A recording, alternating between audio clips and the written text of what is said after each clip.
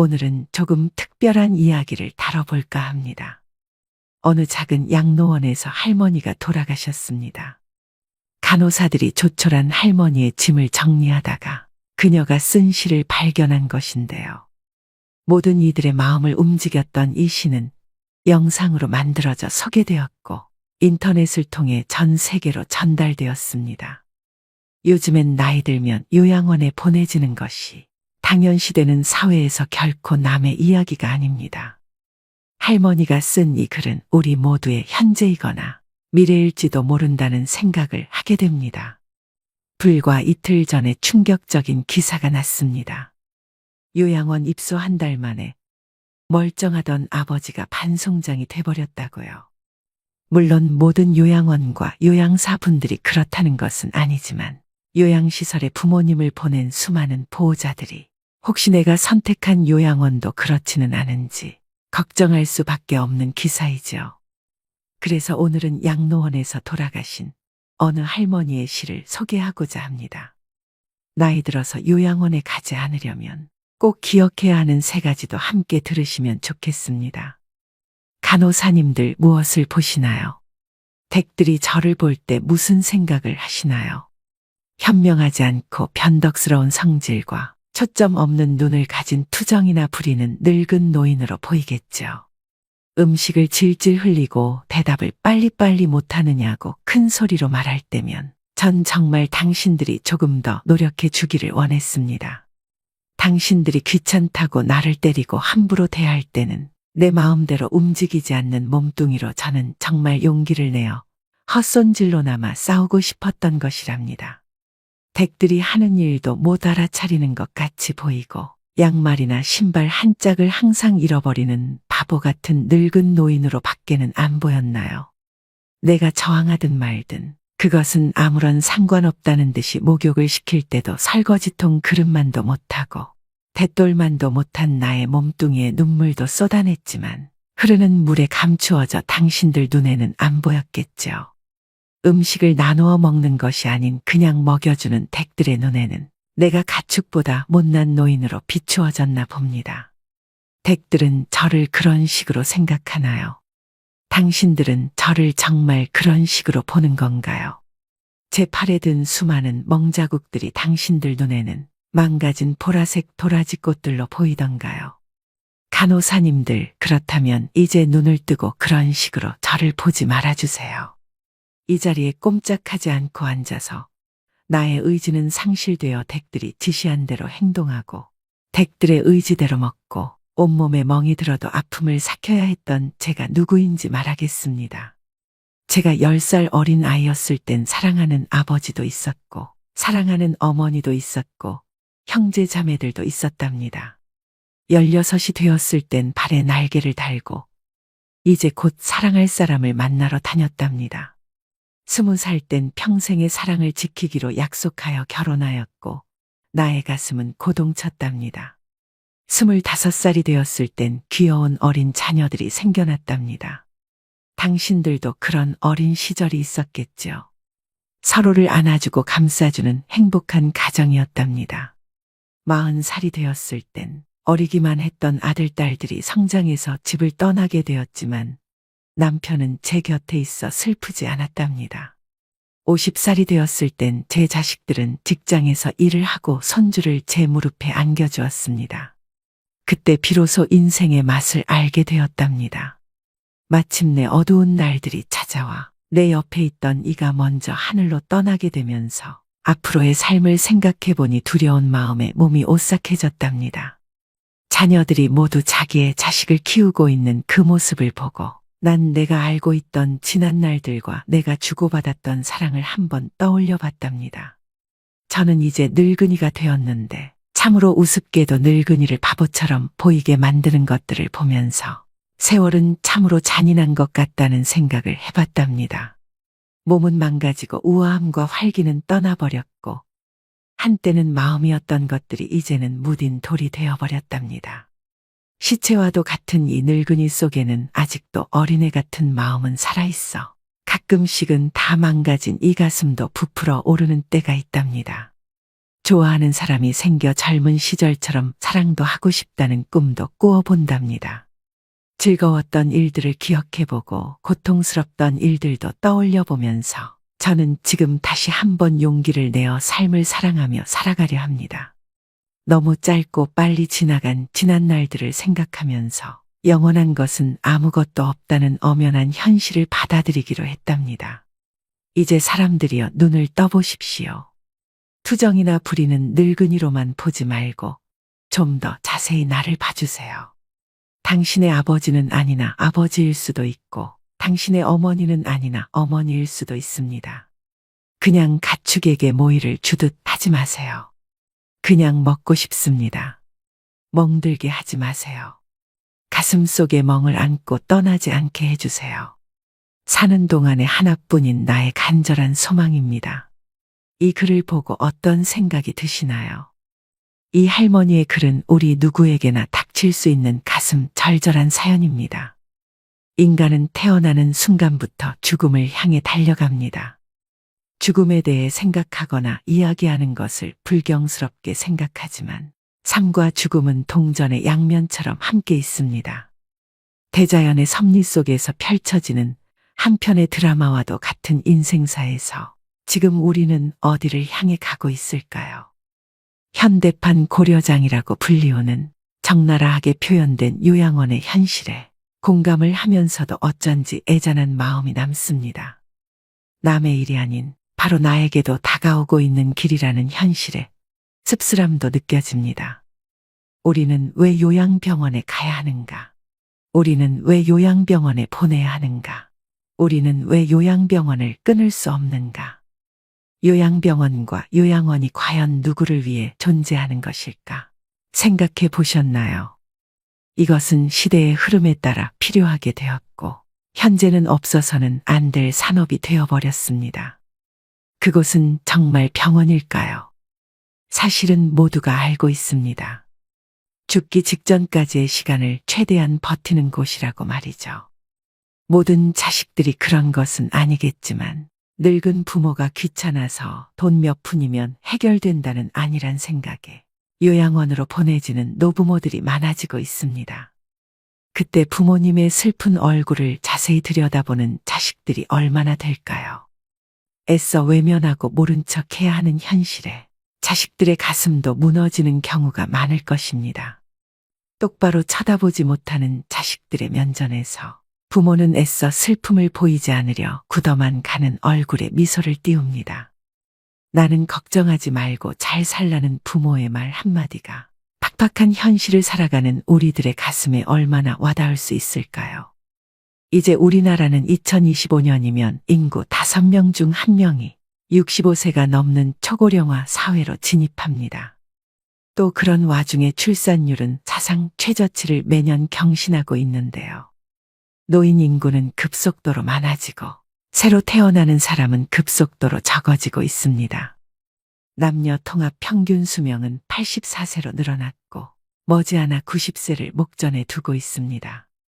쉽게 말해서 지금의 40, 50대 중년층들이 60, 70세가 되었을 때 80, 90대의 부모들을 부양해야 된다는 사실입니다.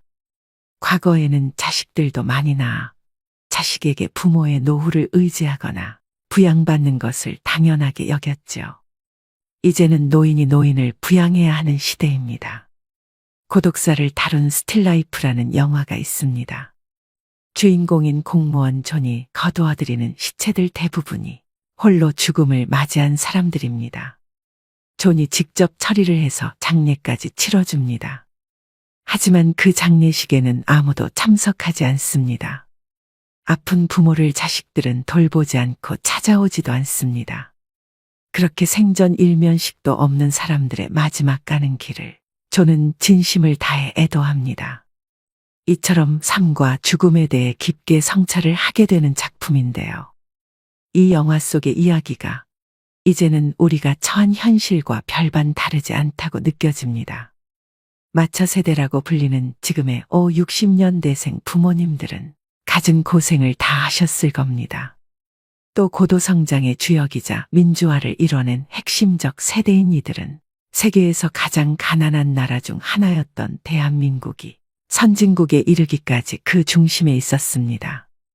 중년에 들어서는 부모 부양과 자녀 교육을 도맡아 이중고의 등골이 휘지만 배고픈 시기도 견뎌냈던 강인함으로 그저 묵묵하게 열심히 살아오고 있는 세대가 바로 이 60년대생들입니다. 과거에 요양원이나 요양병원이 어디 있었겠습니까? 부모님이 갑자기 편찮으시면 자식들이나 며느리가 다 도맡아 보살폈죠. 그렇게 수십 년을 살다 보면 어느덧 내 나이가 60이 넘습니다. 이 얼마나 비참한 인생인가요? 이제는 시대가 바뀌어서 인식도 많이 달라지고 굳이 힘들게 부모를 부양해야 된다는 생각을 하지 않는데요. 원하든 원하지 않든 결국에는 요양원 아니면 요양병원으로 보내지게 되어 있습니다. 하지만 막상 시설에 보내려고 하면 여러 가지 문제들에 직면하게 됩니다. 우선 요양병원과 요양원의 차이점을 설명드리기 전 아셔야 될 게 있습니다. 요양병원은 말 그대로 의료기관인 병원으로 치료가 필요한 어르신들이 입원을 하는 곳입니다. 요양원은 요양이 필요한 어르신들이 입소하는 생활시설로 어르신들의 일상생활을 돌봐주는 곳입니다. 먼저 요양병원의 간병비는 장기요양보험의 대상이 아니기 때문에 환자가 전액 부담을 해야 합니다. 병실비와 진료비의 경우 80%가 건강보험으로 지원되어 환자는 20%만 부담하게 됩니다. 시설에 따라 다르겠지만 요양병원의 입원 시 평균적으로 월 60만 원에서 80만 원 정도이며 재활치료를 포함할 경우 100만 원에서 120만 원까지 증가할 수 있습니다. 시설 정도에 따라 들어가는 돈은 차이가 있지만 기저귀 값 등 부수적인 비용을 더하면 최소 110만 원 정도는 잡아야 되는 것이죠. 요즘 요양병원이 여기저기 우후죽순으로 생겨나고 있습니다. 그중 어떤 곳은 환자 유치에만 집중해서 시설 투자나 서비스질에 대해서는 관리가 제대로 되지 않는 곳이 많은데요. 그런 곳은 간병비는 싸더라도 실제로 입소하게 되면 삶의 질이 떨어지게 됩니다. 그래서 가격이 합리적이면서도 좋은 요양병원을 찾기란 하늘의 별 따기라는 것입니다. 두 번째로 요양원은 만 65세 이상이거나 65세 미만인 경우 치매, 뇌혈관 질환 등 노인성 질환을 앓고 있는 어르신 중 장기요양 등급을 받아야 입소가 가능합니다. 또 요양원은 요양병원과 다르게 상주하는 의료인이 없습니다. 의사가 없기 때문에 제때 치료를 받지 못하는 경우도 많이 발생하는데요. 그래서 사회적으로 이슈가 된 경우들도 많습니다. 국비 지원이 된다고 하지만 그게 얼마나 질이 좋은 서비스를 제공할까요? 실제로 지금 요양원의 구조는 인력이 부족해 혼자서 환자 20에서 30명을 보는 상황이라고 합니다. 상대적으로 지원이 많은 국공립 요양시설은 대기가 많아 들어가기도 어렵습니다. 하루가 멀다 하고 언론에서는 요양원의 실체에 대해 보도하고 있습니다. 불과 얼마 전 이런 기사가 떴는데요. 요양원에 입소한 80대 노인이 입소 3개월 만에 다리를 절단해야 하는 상황에 처했다고 합니다. 그동안 가족들이 한 달에 한 번 요양원을 찾아 상처 부위를 보여달라 했지만 치료한 지 얼마 안 돼 붕대를 풀 수 없다는 이유로 거절했다고 합니다. 하지만 3달 만에 확인한 할아버지의 상태는 얼핏 보기에도 매우 심각한 상태였습니다. 짓물린 듯한 흔적도 있고 심지어 살이 썩어 뼈가 드러난 곳도 볼 수 있었다고 합니다. 가족들은 할아버지의 상태를 보고 큰 충격에 빠졌습니다. 자녀들 말에 따르면 할아버지는 요양원 입소 전까지 거동에 별다른 문제가 없었다고 합니다. 그런데 지금은 음식조차 스스로 먹지 못하는 상황이 되었고 음식을 먹으려면 콧줄을 이용해야만 한다고 합니다. 결국 무릎 밑을 절단해야 하는 상황이 불가피하다고 합니다. 진실은 무엇일까요? 계속되는 요양원의 학대 문제, 해결책은 없는 것일까요? 요양원은 종신형을 받은 죄수를 가두는 감옥이 아닙니다. 그런데 한국의 요양원은 꼭 감옥 같다고 말씀하시는 분들이 많습니다. 죽음마저도 두렵고 비참하게 만드는 이 현실이 너무도 안타까울 뿐입니다. 매스컴에서 이런 소식을 자주 접하면서 노인분들은 요양시설에 들어가는 것 자체가 내가 이제 죽으러 가는구나 라고 생각합니다. 인생의 끝자락에서 모든 것과의 이별을 준비해야 함을 알면서도 자식에게 버림받는 느낌을 받는 분들도 많습니다. 자식들도 당장 먹고 살기에 급급해서 늙고 병든 부모를 감당하기 힘들기 때문에 시설에 보내는 것은 부정할 수 없는 사실일 것입니다. 평소 자식에게 좋은 부모가 아니었다면 그 결정은 불보듯 뻔할 것입니다. 여러분 한번 생각해 보세요. 아무리 좋은 해외여행이라도, 아무리 좋은 호텔이라도 막상 집으로 돌아오면 집이 최고라고 느끼는 것이 당연합니다. 내가 아무리 풍족해서 최고급 요양시설에 들어간다고 해도 내 집만한 곳이 없다고 생각될 텐데요. 나이가 들수록 내게 익숙한 환경과 익숙한 사람들이 있는 곳이 제일 좋다는 의미입니다.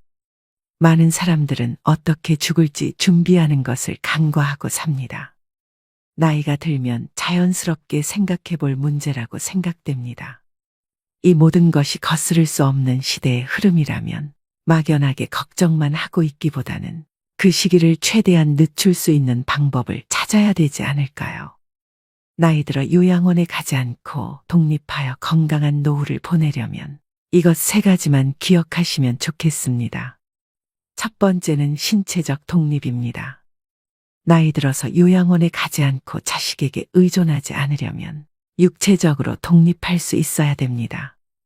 사람은 누구나 나이가 들어감에 따라 신체적인 어려움에 마주하게 되는데요. 50대, 60대부터 얼마나 건강관리를 잘했느냐에 따라 노후의 삶은 지옥이 될 수도 천국이 될 수도 있습니다. 이처럼 100세 시대가 도래하면서 건강한 노년을 맞는 것이 최고의 행복이라고 여겨집니다. 우선 건강 수명을 늘리려면 기초 체력을 유지하는 것이 매우 중요합니다. 이를 위해서는 근력 운동을 필수로 하셔야 됩니다.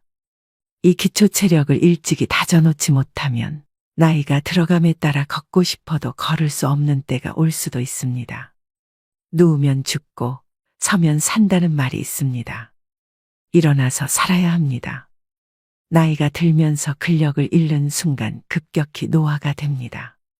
인생 후반기를 살아가시는 분들은 갑자기 하반신이 가늘어지는 경험을 하시는 분들이 많으실 겁니다. 또 관절염이나 골다골증으로 인한 통증으로 걷기가 불편하여 앉아만 계시고 걷는 것을 소홀히 하게 되면 그때부터 기초 체력이 급속히 붕괴되는 것입니다. 무릎, 등이나 어깨도 구부러진 상태로 굳어서 완전히 피지 못하게 되는데요. 이 모든 것은 근력이 약해져서 근육이 우리 몸을 지탱해주지 못해서입니다. 이러한 증상이 심해지면 팔과 다리에 힘이 빠져 일상생활을 정상적으로 할 수 없게 됩니다. 노후에 자식이나 다른 사람에게 의존하지 않고 독립적인 노후를 보내려면 근력을 유지하는 것이 그 무엇보다도 중요합니다. 그렇다면 무병장수의 열쇠는 무엇일까요? 흔한 얘기이지만 이러한 노인성 질병은 운동으로 그 해답을 찾을 수 있습니다. 흔히 운동은 젊음과 장수를 보장한다고 이야기하죠.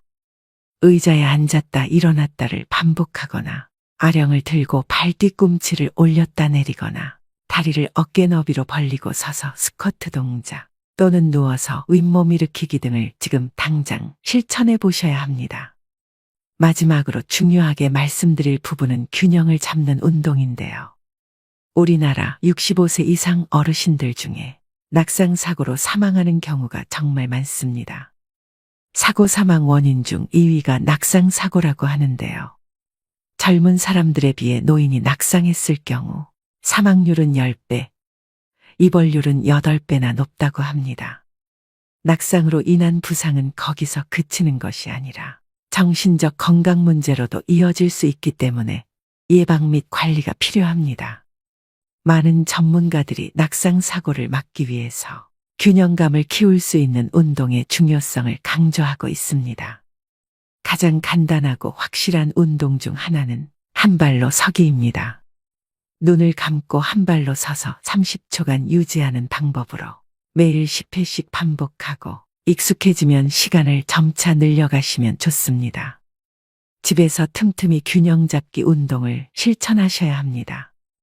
운동에 대한 부담감이 있거나 운동을 하기에 신체 능력이 많이 저하되셨다면 가볍게 걷기 운동부터 하시는 걸 추천드립니다.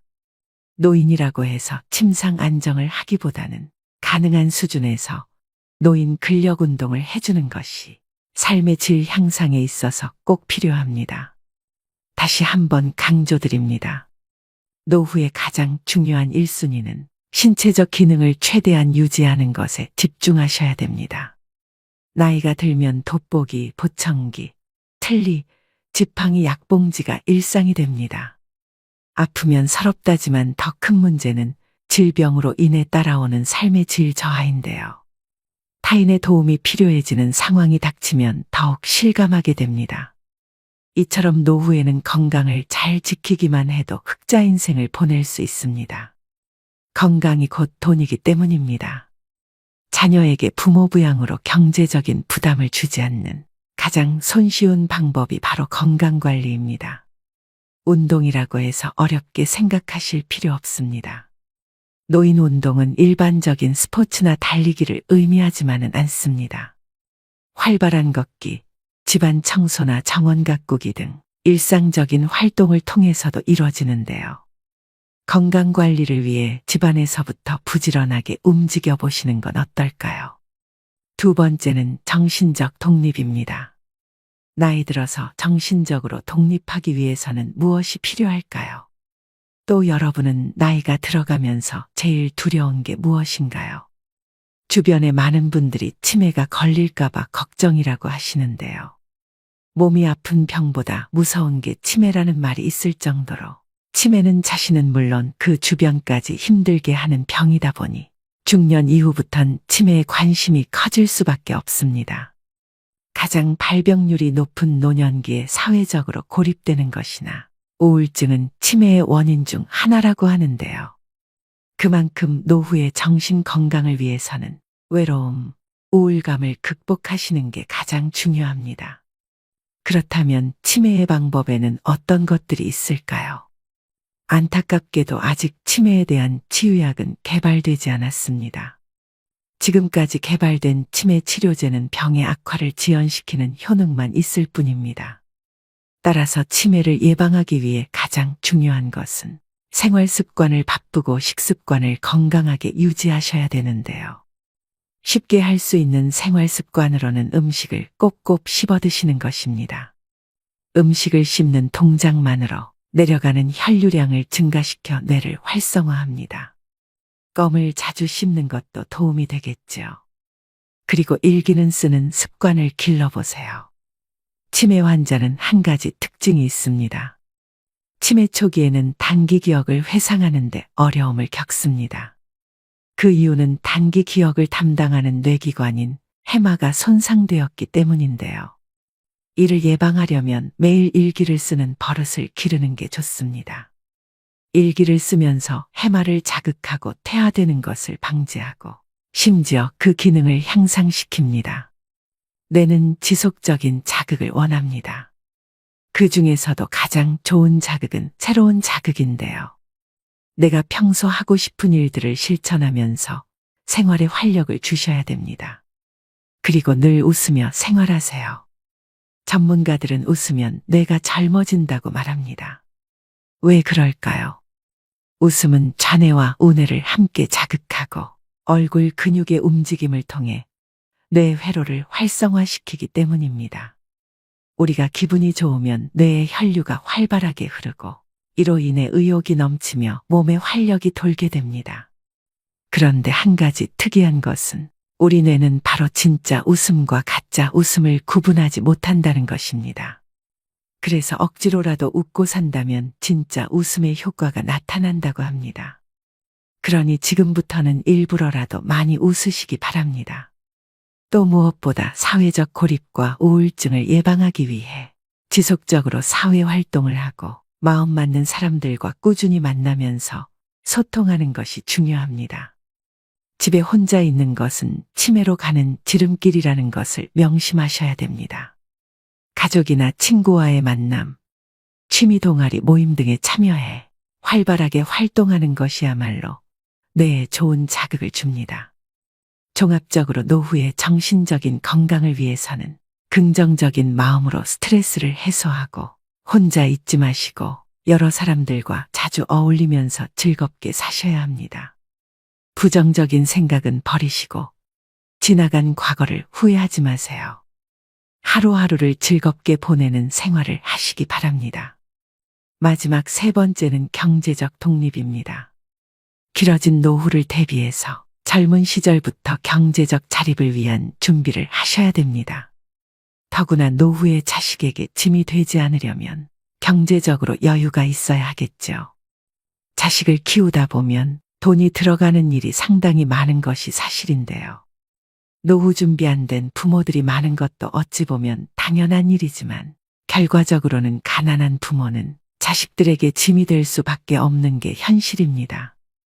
일은 넘으면 힘 빠져서 돈 쓸 일도 별로 없을 텐데요.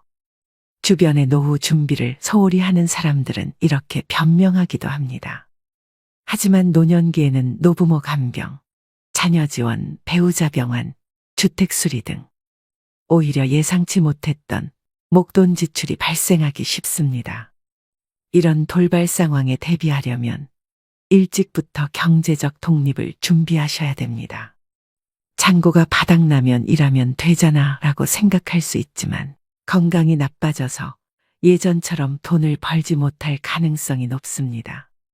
하지만 신체적 여건이 되시는 분들은 무리하지 않는 선에서 현역으로 일을 계속 하시는 게 좋습니다. 또 젊었을 때 모아둘 거리라고 후회하지 않으려면 저축하는 습관을 몸에 익히셔야 합니다. 소득이 줄어들면 그에 맞춰 씀씀이도 줄여야 하지만 한번 높아진 소비 수준을 낮추기란 쉽지가 않습니다. 하지만 은퇴가 임박했다면 온 가족이 한마음으로 덜 쓰고 짐을 줄이는 연습을 하셔야 합니다. 지금 벌고 있는 소득은 20에서 30년 후 고정적인 소득이 사라질 때 내 자신과 배우자가 쓸 소중한 씨앗입니다.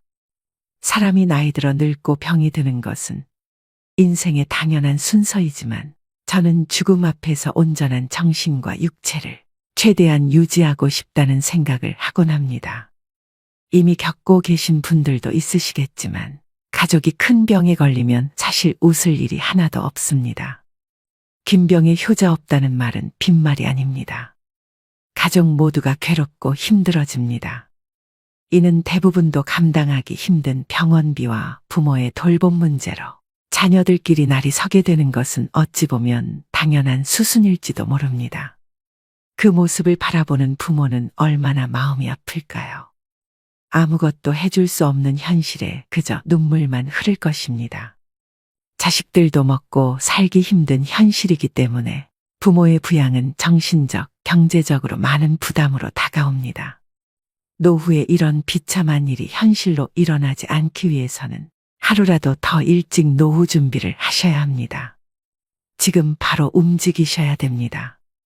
마지막으로 황혼의 나이에 무조건적인 자녀 지원은 독이 될 수 있습니다. 경제적으로 자립하지 못했다고 해서 계속 퍼주면 내 노후가 먼저 무너지게 됩니다. 자식에게 한 푼도 안 주면 맞아 죽지만 다 주면 굶어 죽고 밥만 주면 무서워 죽는다는 말은 우스갯소리지만 그 속에 뼈가 있음을 명심하셔야 됩니다. 이처럼 나이가 들수록 다른 사람이나 가족에게 의존하지 말고 독립적으로 독하게 살아가야 합니다. 그래야만 노후에도 경제적으로 자립하여 건강하고 행복한 노후 생활을 할 수 있습니다. 오늘의 영상 어떠셨나요? 나이 들어 자식에게 의지하지 않고 행복한 노후를 보내려면 말씀드린 세 가지만 꼭 지키셔도 충분하다고 생각합니다. 잘 산 인생은 높은 자리에 오르고 성공한 것이 아니라 매일 죽어도 여한이 없는 삶입니다. 누구나 죽는다는 것을 알고 있지만 마치 영원히 살 것처럼 오늘 하루를 허투루 보냅니다. 그러니 최선을 다하는 하루하루를 적금처럼 쌓아나가서 마지막 가는 길에 여한을 남기지 마시길 바랍니다. 지금 내가 하고 있는 모든 행동들이 나의 미래가 됩니다. 아직 늦지 않았습니다. 내 아름다운 노후를 위해 움직이고 또 움직이셔야 됩니다. 오늘도 노후의 지혜와 함께 해주셔서 감사드립니다. 황금빛으로 무르익어가는 여러분의 지혜로운 인생을 언제나 응원합니다.